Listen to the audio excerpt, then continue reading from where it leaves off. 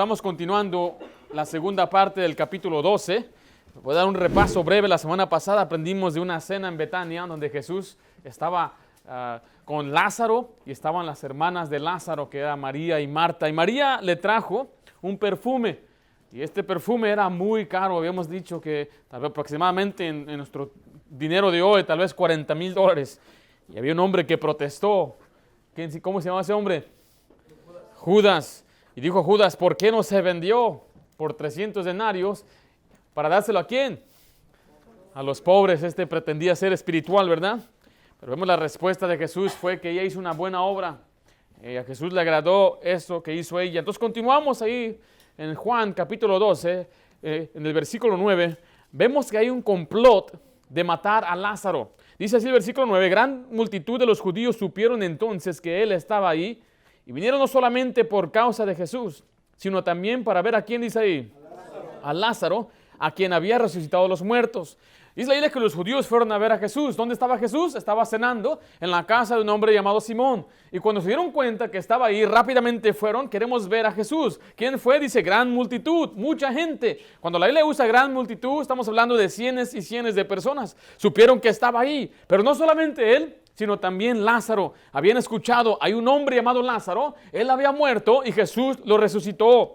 Vaya conmigo ahí a Juan 11, donde vamos a repasar esta historia brevemente. Dice el versículo 43, aquí es cuando Jesús le dice a Lázaro que salga o que se levante de los muertos. Dice el versículo así, 43, y habiendo dicho esto, clamó a gran voz, Lázaro, ven fuera.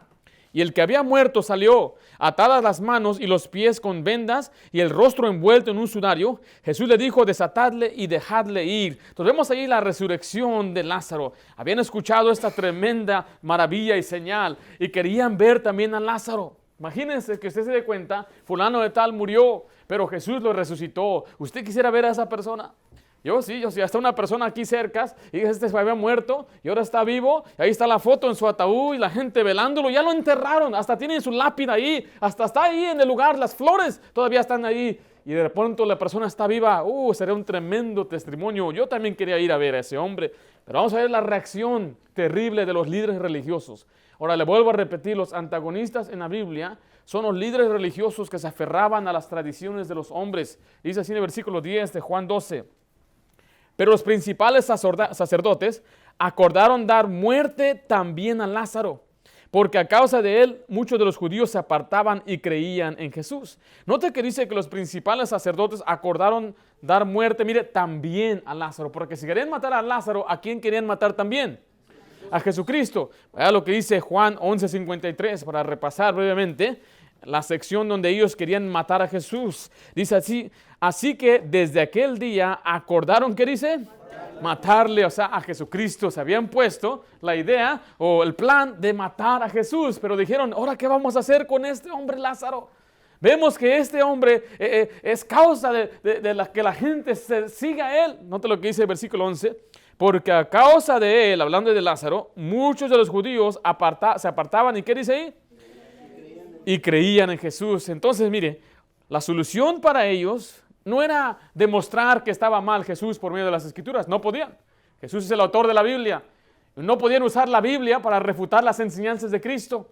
Es más, cuando trataban de cuestionar a Jesús y tratar de sorprenderlo en una falta, no podían. Entonces, la solución de ellos es ¿cuál? Hay que matarlo.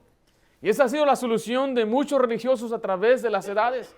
Como no pueden ellos defender lo que ellos están enseñando, y hay una oposición que se basa en la Biblia. Por ejemplo, nosotros, los bautistas históricos, hemos sido perseguidos desde años y siglos, porque la única solución de callarnos es matarnos. Es la única manera que los judíos podían callar a estos hombres.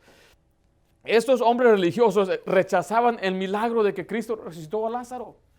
O sea, la Biblia mostraba que este hombre Jesús no era un hombre normal, este era Dios mismo y hacía señales tremendas, demostrando que él era el Hijo de Dios, pero ellos lo rechazaban.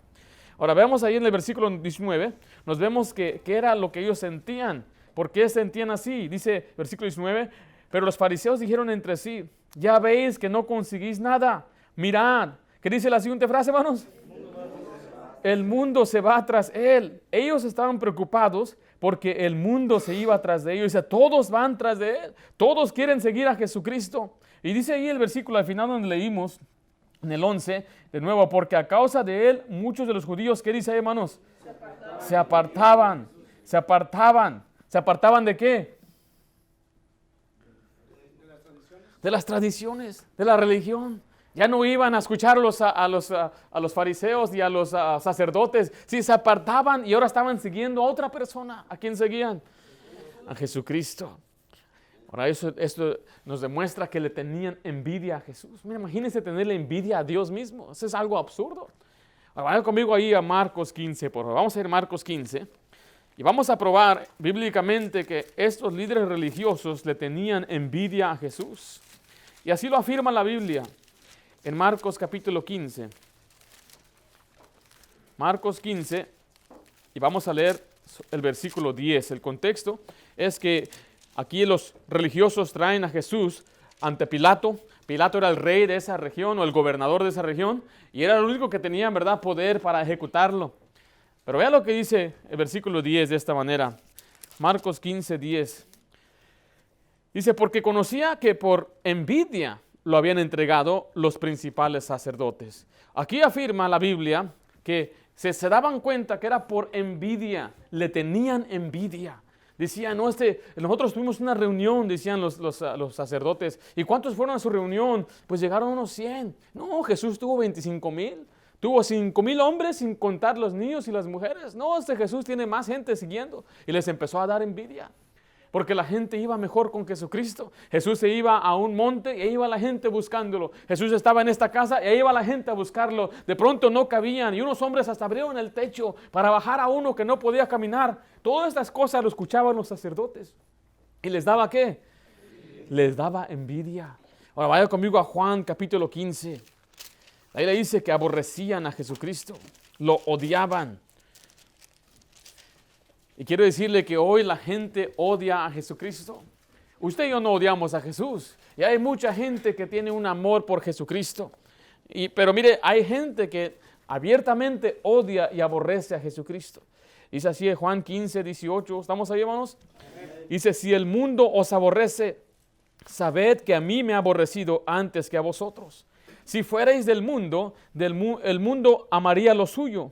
Pero porque no sois del mundo, antes yo os elegí del mundo, por eso el mundo os aborrece.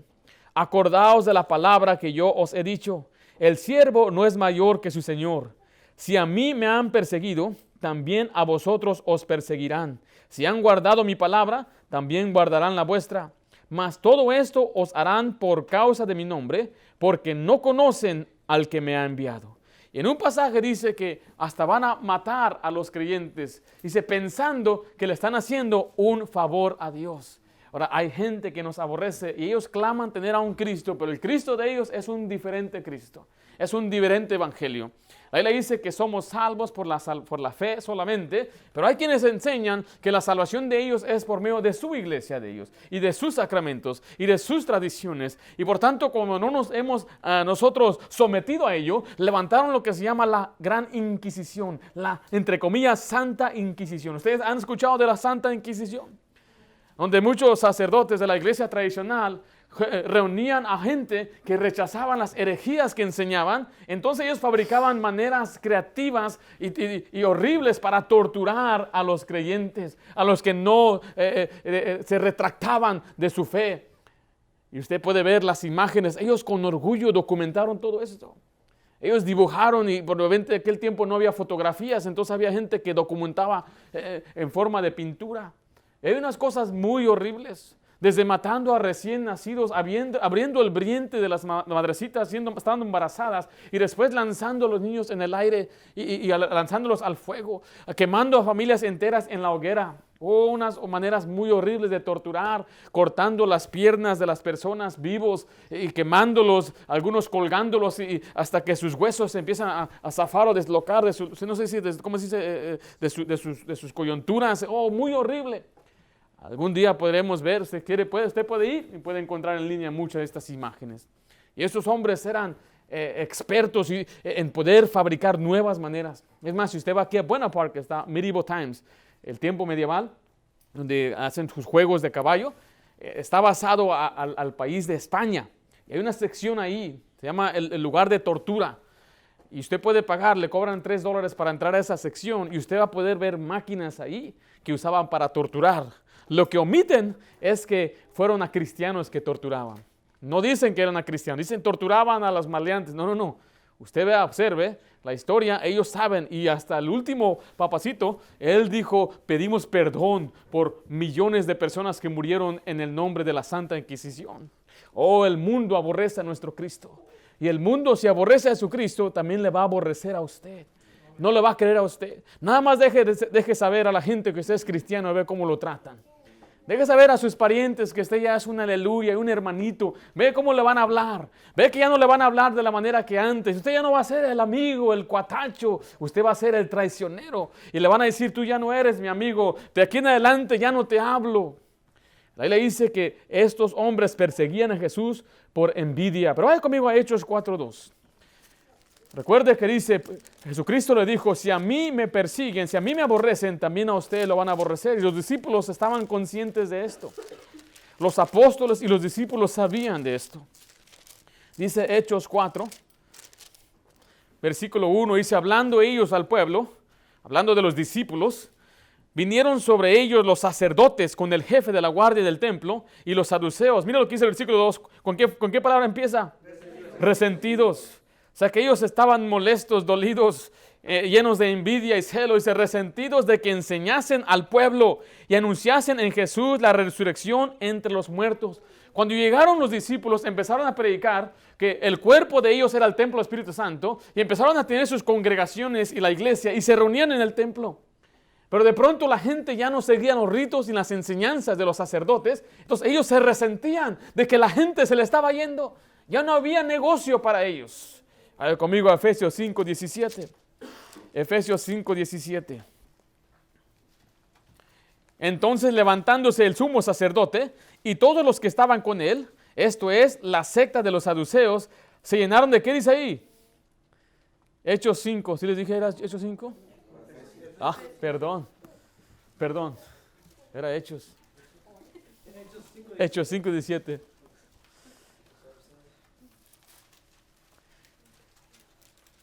Ahora sí estamos ahí.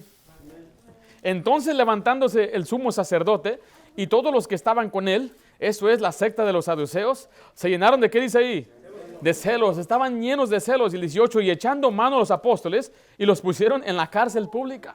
Vemos ahí otra vez los están persiguiendo porque ahora tienen celos, le tenían envidia a Jesús, estaban resentidos porque la gente se iba tras la enseñanza de Jesús y ahora tenían celos, y la única manera de censurarlos es meterlos en la cárcel. Vaya conmigo a Hechos 13:45. Hechos 13:45.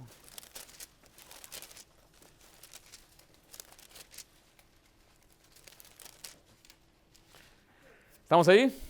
Dice, pero viendo los judíos la muchedumbre, ¿se llenaron de qué? De celos, y rebatían lo que Pablo decía, contradiciendo y blasfemando. Aquí Pablo está enseñando, y había un gran grupo que estaba siguiendo a Pablo. Y aquellos judíos vieron cuánta gente tenía Pablo ahí siguiéndoles. ¿Y se llenaron de qué? De celos. Porque ellos querían tener discípulos propios. Y en vez de ellos tratar de enseñarle lo que ellos creen, no, tenían que rebatir lo que Pablo decía. Tenían que decir, no, Pablo está mal. Pablo no está diciendo la verdad.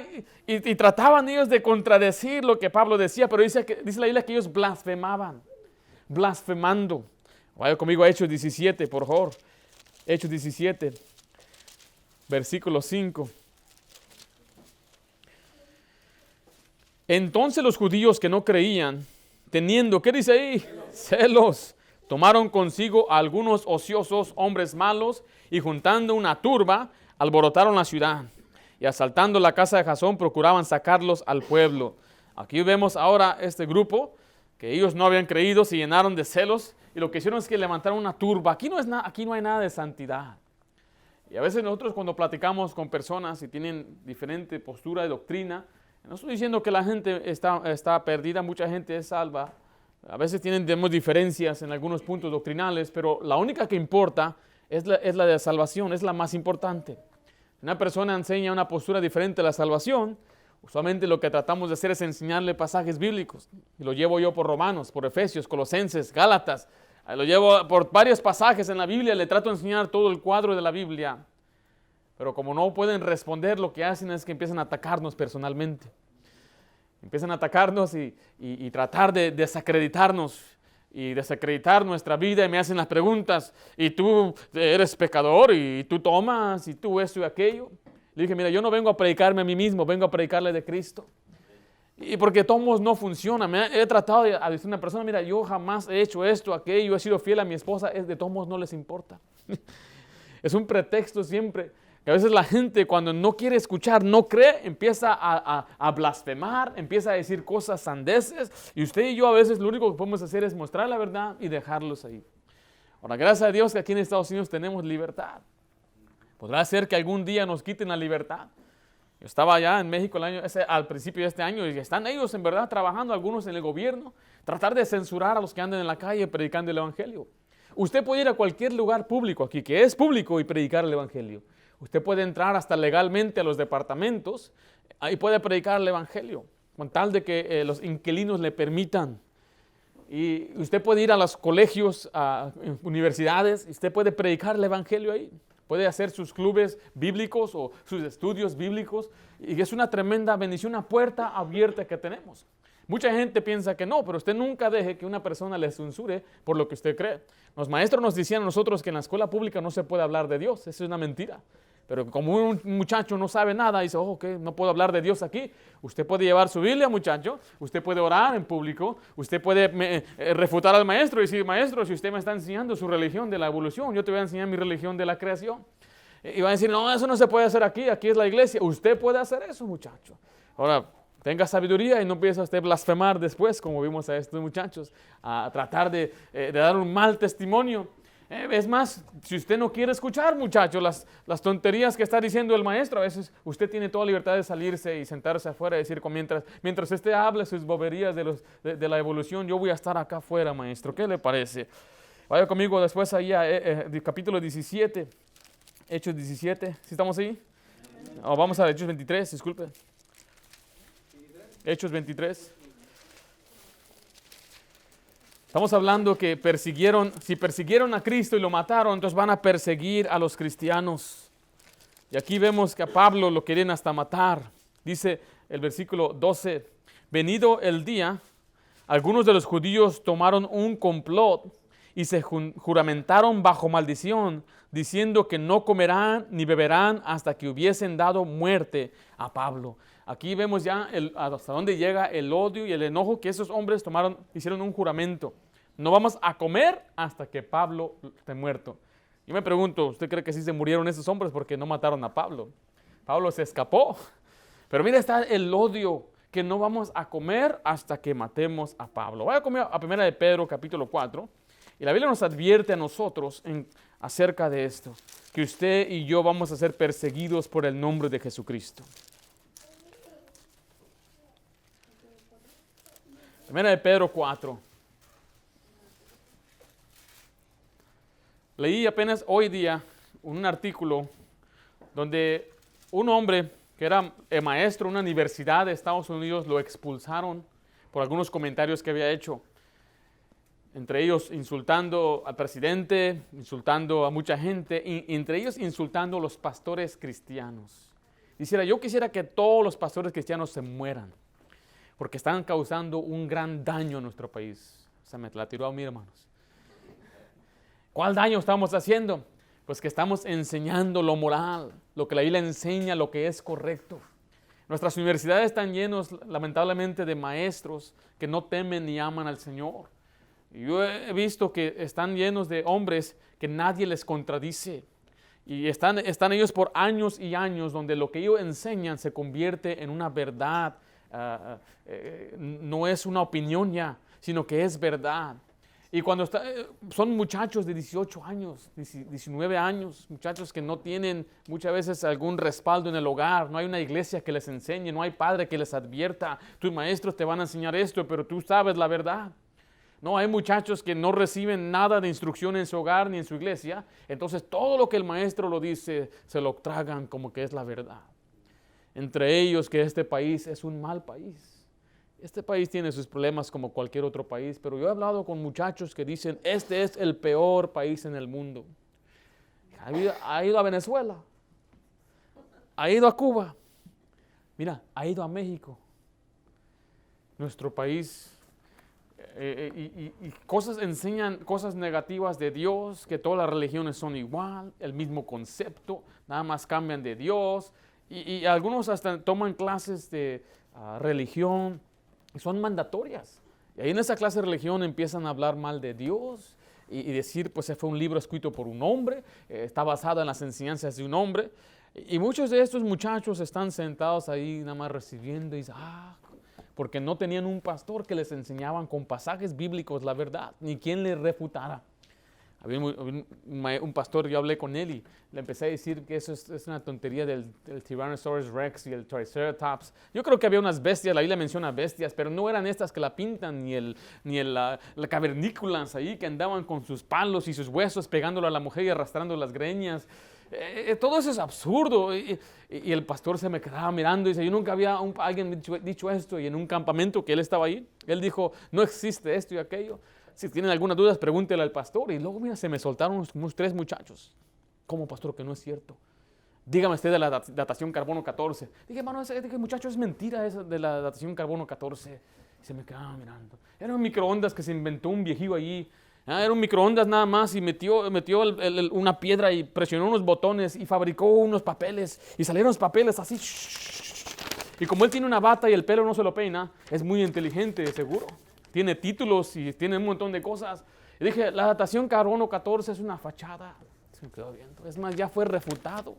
Si no sabe de lo que estoy hablando, esos hombres se inventaron una máquina que según con la radiación, cada objeto en este mundo tiene lo que es el carbono 14. Entonces, cuando algo se muere, tiene cierta cantidad de carbono 14 y a través del tiempo se está desapareciendo. Entonces, según con esta máquina, pueden saber cuántos años tiene un objeto. Y metían ahí una piedra, mira, 50 millones de años. ¡Wow! ¿Cómo refutar si la máquina es de ellos y no la quieren prestar?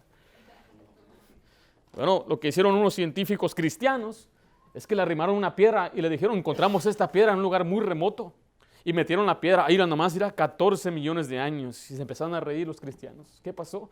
Te equivocas porque esa es piedra de un volcán recién nacida. Metieron ahí un gusano, uno de esos gusanos del mar, no sé cómo se llama, cisneo, y resulta que tenía 25,000 años, según la máquina. Y la máquina resultó ser una fachada y mentira. ¿Se acuerdan que estaban cloneando a la gente? Eso de clonear era mentira también, un coreano mentiroso que andaba fabricando su datación. Yo puedo fabricar mi datación también, pero tengo un título, tengo una bata blanca y no me voy a peinar para que digan, este sí sabe lo que está diciendo. Y es más, ni me voy a bañar para que digan, este se mete tanto tiempo en su estudio. Y los muchachos cuando venían y se me quedaban mirando a verte los ojos, le dije, en el principio creó Dios los cielos y la tierra. La Biblia explica todo. Es más real que el Dios creó el mundo que nada hizo todo. Es cuando evangelizamos y me sale el muchacho, yo no creo en la Biblia ni en Dios. ¿En qué crees? Creo en la evolución. Y le digo, ¿tú crees que nada hizo todo? Su computadora no puede procesar lo que le acabo de decir. Que nada hizo todo. Y dice, no, pues no, algo tuvo que hacerlo, sí. Mira, apenas la semana pasada un científico está diciendo que la evolución no funciona, tenemos que cambiar nuestra manera de presentar de dónde vino el mundo. Un científico de la universidad, creo que es de Harvard, no sé si me estoy equivocando. ¿Y sabe qué están diciendo? Sí, fuimos creados, pero no por Dios, fueron extraterrestres. Prefieren que E.T. los hizo, quieren aceptar que fueron hechos por E.T., que Dios los hizo. Qué tremendo, ¿verdad? ¿Por qué sucede esto, pastor? Porque odian a Dios, aborrecen a Dios, no lo quieren retener en sus pensamientos. ¿Y por qué odian a Dios, pastor? Porque aman su pecado, aman las tinieblas, aman la oscuridad. El hombre que le gusta y ama su pecado siempre va a aborrecer a Dios. Dice la Biblia que el hombre no viene a la luz para que sus obras no sean reprendidas. Por eso cuando una persona le dice, no, yo a la iglesia no voy, es que ahí tiene un pecado en su corazón que no quiere dejar. Viene de Pedro 4:12, ¿qué van a hacer con nosotros? Nos van a criticar, nos van a perseguir. Amados, no os sorprendáis del fuego de prueba que os ha sobrevenido, como si alguna cosa extraña os aconteciese, sino gozaos por cuanto sois participantes de los padecimientos de Cristo, para que también en la revelación de su gloria os gocéis con alegría. Si sois vituperados, o sea, perseguidos, dice, por el nombre de Cristo, sois bienaventurados, porque el glorioso Espíritu de Dios reposa sobre vosotros. Ciertamente de parte de ellos, Él es blasfemado, pero vosotros es glorificado, dice el 15. Así que ninguno de vosotros padezca como homicida, o ladrón, o malhechor, o por entremeterse en lo ajeno. Pero si alguno padece como cristiano, no se avergüence, sino glorifique a Dios por ello. No te dice que si padece como ¿qué? Cristiano, es una palabra bíblica, ser cristiano. Un cristiano es un seguidor de Cristo. Cuando usted recibe al Señor, usted es cristiano. Es una palabra bíblica. Está diciendo, no padezca usted como ratero, que no lo anden persiguiendo a usted porque anda de mal hablado o porque es un maleante, que no lo metan preso por ello. Ahora, si es por Cristo, dice, tómalo como algo bueno, bienaventurado, porque usted es salvo. Que no sea por un DUI, que no sea por violencia doméstica en su hogar, que no sea por robar y que lo encontraron estafando y robando material o metiéndose adentro de la casa de un hermano diciendo que se le olvidó algo y no es cierto. Usted tiene que ser honesto y tiene que vivir de una manera que a Dios le agrade. Y sabe que la Biblia dice que la gente aún así nos va a perseguir, pero no le demos cola que nos pisen. Que no digan, esos cristianos son hipócritas. Mira, esos cristianos nada más cómo viven. Ahora, si usted es nuevo en el Señor, no se preocupe, poco a poco el Señor le va a dar crecimiento, va a estar cambiándole, va a estar transformándole. Pero hay quienes tenemos tiempo en el Señor y hay gente que sabe que somos cristianos y tenemos que cuidar mucho nuestro testimonio. Pero recuerde, va a ser perseguido por ser cristiano. Cuando una persona tiene problemas de vicios, mucha gente no lo critica. Pero cuando usted es cristiano, empiezan a criticarlo a usted. Y muchos muchachitos son los que más caen porque la burla de otro les duele mucho. Se está burlando de mí. Se burló de ti, se está burlando de mí. Déjalo que se burle, déjalo que se ría. Vaya conmigo a Mateo 10, por favor. Aquí vemos en este pasaje, Jesús advirtió que Él no vino a traer paz a la tierra. Muchos dicen paz, paz en la tierra. Jesús dijo, ¿cuál paz? Yo ni siquiera vine a traer paz. Vino a traer paz en el corazón, a tener paz con Dios. Pero va a haber división y disensión en nuestra propia familia. O sea que los enemigos principales de muchos de nosotros y de ustedes van a ser los de su propia casa. Mateo 10, estamos en el versículo 34. No penséis que he venido para traer, ¿qué dice, hermanos? Paz a la tierra. ¿Vino Jesús a traer paz a la tierra? Entonces todo eso de Naciones Unidas y paz, eso nunca va a funcionar. Que haya paz en el Medio Oriente, no va a suceder. Que haya paz en Estados Unidos, que se abracen los demócratas, los republicanos y los independientes, eso nunca va a pasar. Algún día el Señor va a traer una paz, cuando Él venga a reinar con vara de hierro, pero ahorita no hay paz y no hay paz en muchos hogares. Dice el versículo, continuando ahí, no he venido para traer paz, sino ¿qué? Espada. Porque he venido para poner, mire, en disensión al hombre contra su padre, a la hija contra su madre y a la nuera contra su suegra. Y los enemigos del hombre serán ¿quiénes? Los de su casa. Está diciendo Jesucristo que Él vino a traer división. O sea, no es el propósito de Él, pero es el resultado de que si hay un incrédulo en su hogar, va a causar división en su familia. A decir, no, nos traicionó, abandonó nuestra religión, abandonó lo que les inculcaron. Dice, ya no le hables, él ya no tiene la herencia, ya no queremos que él sea parte de la familia. Dice ahí el padre con el hijo. Muchos padres rompen su relación con sus hijos porque ya son sus hijos creyentes, son cristianos. En vez de alegrarse de que son cristianos, se enojan y se molestan. Un pastor que nosotros conocemos tenía un fondo de ser un callejero, pandillero, y dice que llegaban días que llegaba a su casa drogado y su mamá nada más lloraba. Y un día dice que él se levantó, estaba ebrio, borracho, y cuando miró en el espejo miró que tenía puñaladas de cuchillo así en su pecho. No se acuerda dónde pasó, todo sangrado. Pero un día dice la Biblia que el Señor lo encontró. Él aceptó a Jesucristo como Salvador y empezó a ir a la iglesia y empezó a cambiar su vida. Y de pronto se emocionó y fue y le dijo a su mamá, mamá, ya soy cristiano, el Señor me salvó y quiero vivir una vida diferente. Su mamá, en vez de alegrarse y de felicitarlo, decir, mi hijo ya no va a andar en la calle, le dijo a su mamá, te prefiero muerto. Te prefiero muerto. Y este muchacho joven se desanimó, pero decía, tengo que seguir al Señor. Había disensión en su propio hogar. A través de los años él fue fiel, el Señor le bendijo con su ministerio y su iglesia. Y tuvieron que atravesar unos 20 años para que su mamá después llegara a Cristo. Uno tiene que permanecer fiel. Nuestros parientes no quieren nada con Cristo, sea fiel. Pero es que no me van a apoyar, usted sea fiel al Señor.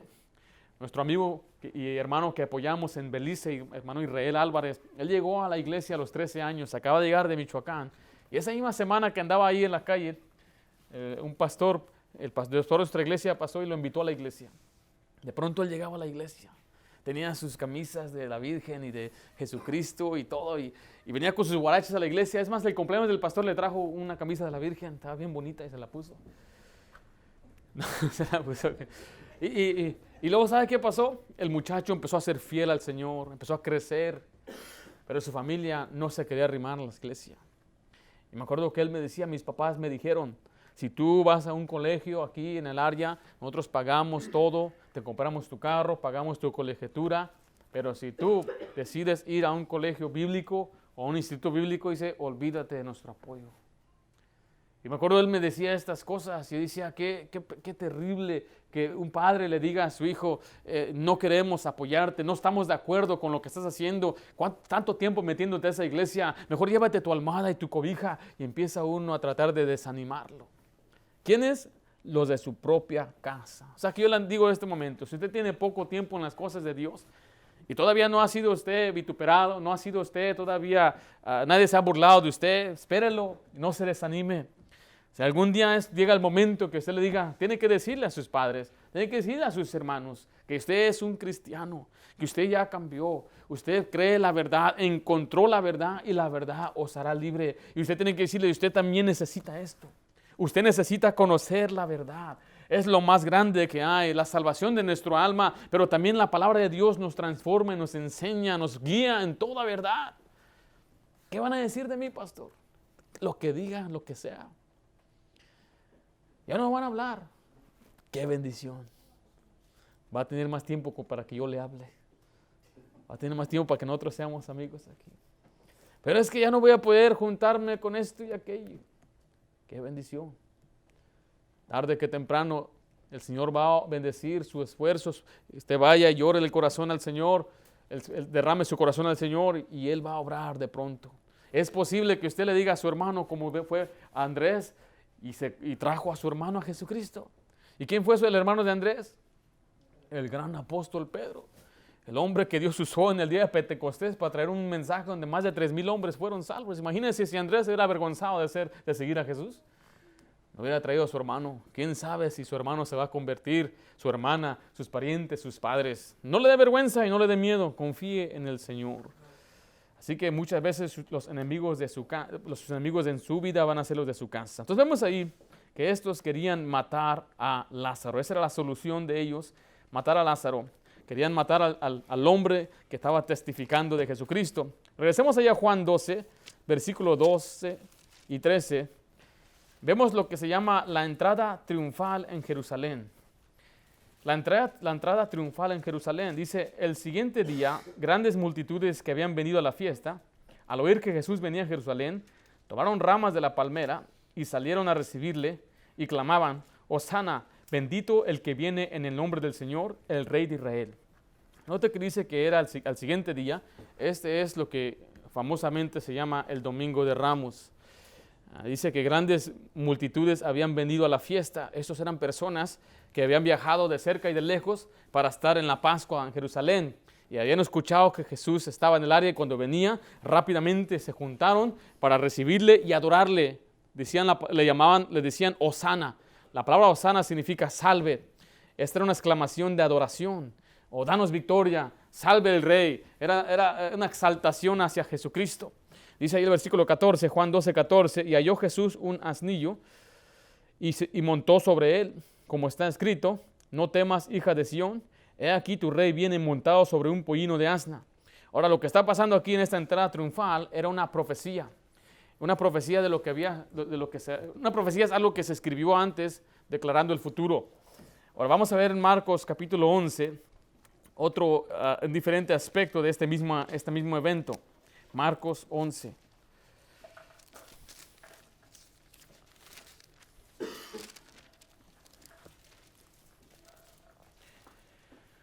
Esta es la misma historia, pero esta fue escrita de la perspectiva de otro hombre llamado Marcos. Dice versículo 1, Marcos 11, versículo 1, dice: cuando se acercaban a Jerusalén, junto a Betfagé y a Betania, frente al monte de los olivos, Jesús envió 2 de sus discípulos y les dijo: id a la aldea que está frente de vosotros, y luego que entréis en ella, hallaréis un pollino atado, en el cual ningún hombre ha montado. Desatadlo y traedlo. Y si alguien nos dijere: ¿por qué hacéis esto?, decid que el Señor lo necesita y que luego lo devolverá.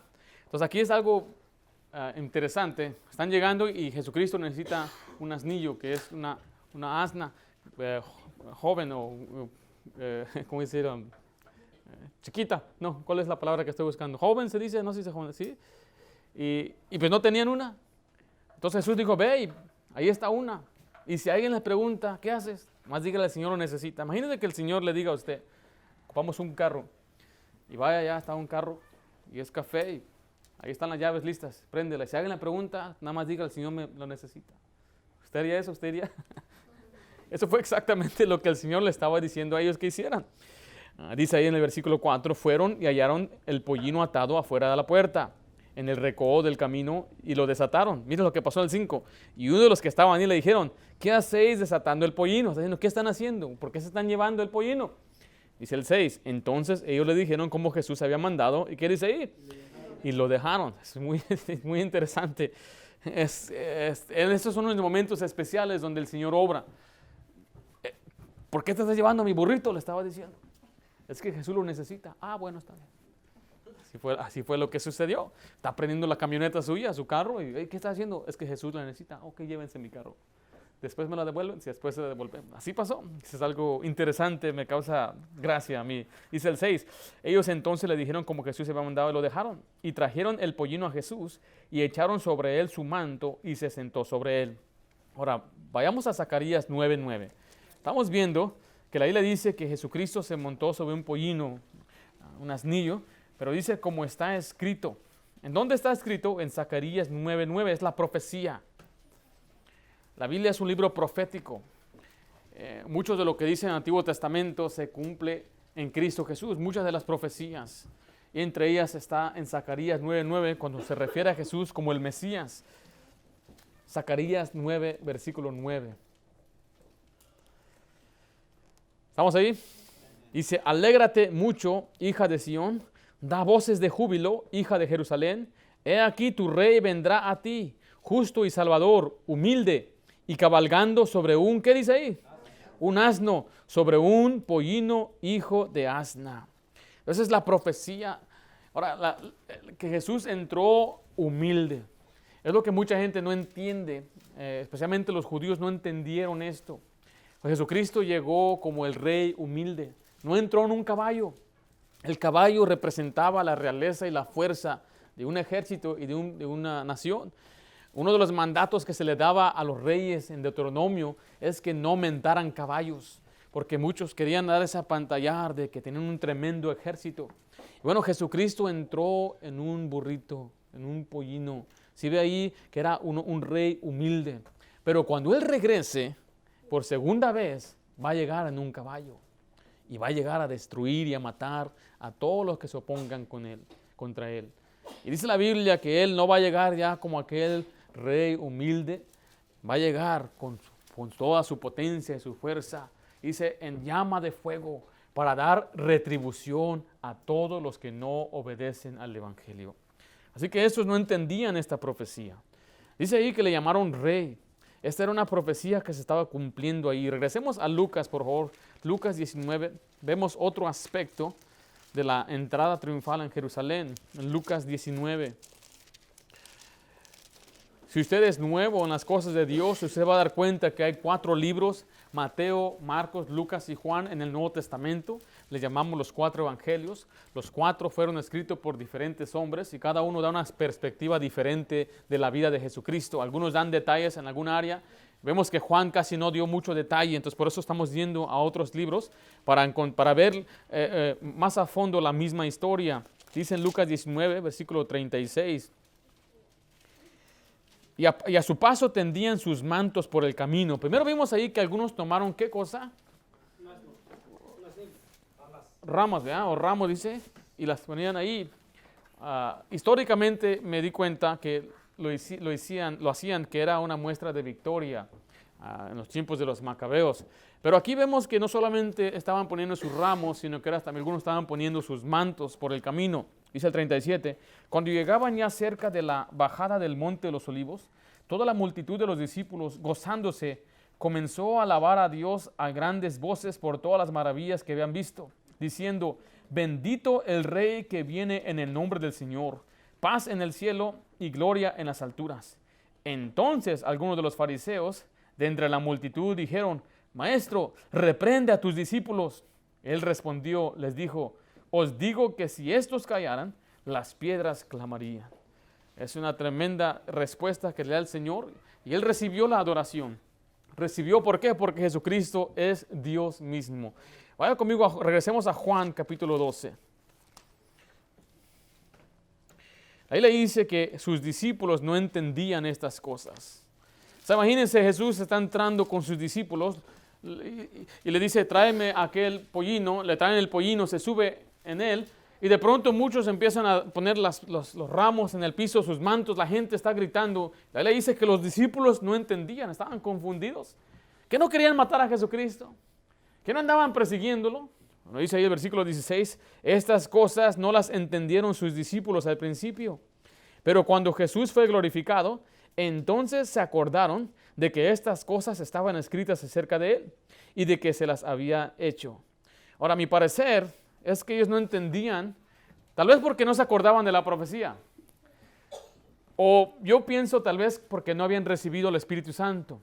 Vaya conmigo ahí a Lucas 24, vamos a ver lo que dice el versículo 45 al 47. Eso nos da una respuesta que nos ayuda a entender por qué los discípulos todavía no entendían muchas cosas. A veces juzgamos a Pedro y juzgamos a los discípulos, a Tomás. Yo no sería como Tomás, dirían algunos. Ese Tomás era un incrédulo. Yo no sería como Pedro. Pedro abandonó a Jesucristo y muchos somos muy severos, muy duros con los discípulos. Pero aquí nos da una respuesta de por qué ellos actuaron de esta manera. Dice ahí en Lucas 24, versículo 45. ¿Estamos ahí? Dice la Biblia, entonces les abrió el entendimiento para que comprendiesen ¿qué cosa? Las Escrituras. En un sentido, ellos no entendían la Biblia. Mucho de lo que estaba escrito en las Escrituras no lo entendían. No podían conectarlo. Habían partes en la Biblia que ellos habían leído, pero no la entendían, no lo sabían, incluyendo, yo pienso, Zacarías, lo que acabamos de leer. Dice el siguiente versículo, 46, y les dijo, así está escrito, así fue necesario que el Cristo padeciese y resucitase de los muertos al tercer día. Entonces, miren, ya les empieza a explicar y ellos empiezan ahora a entender. Lo maravilloso es que usted y yo, cuando recibimos a Jesús, Él nos da su Espíritu Santo y ya podemos entender todas las cosas. En ese momento ellos no podían entender porque aún el Espíritu Santo no se les había dado. Entonces había muchas cosas oscuras para ellos que no podían entender ni conectar. Ahora regresemos a Juan 12. Y vemos que aquí los religiosos rechazaron esta señal y también ignoran la profecía.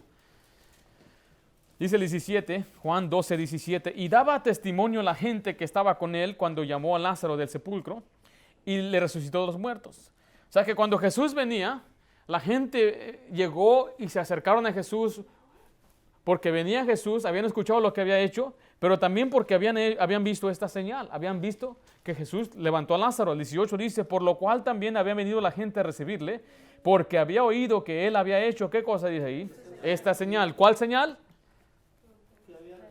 Había resucitado a Lázaro. Entonces la gente daba testimonio, atestiguaba, si es cierto, yo estaba ahí, yo estaba en el sepulcro, yo miré cuando salió Lázaro y por eso la gente se arrimó. Entonces si alguna cosa usó Dios por medio del milagro de Lázaro, fue para que se cumpliera esta profecía de la entrada triunfal a Jerusalén. Y la gente había creído por esta señal.